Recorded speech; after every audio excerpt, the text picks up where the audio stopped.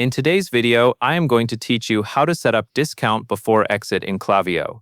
To begin, log into your Klaviyo account and look at the left sidebar in the main navigation. Find and click Sign Up Forms. This is where you create the forms that appear on your website, including pop-ups that can help capture subscribers right before they leave. Next, create a new form by choosing the option to create a blank form.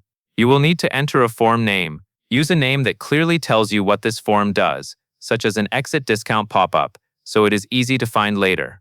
For the form type, select pop-up, since this is the format that will display over the page. Then choose the list you want subscribers to be added to. This is important because it determines where new signups will be stored and what follow-up emails they can receive. Once that is set, click Save and Design. This takes you into the form editor, where you can control the look and content of the pop-up.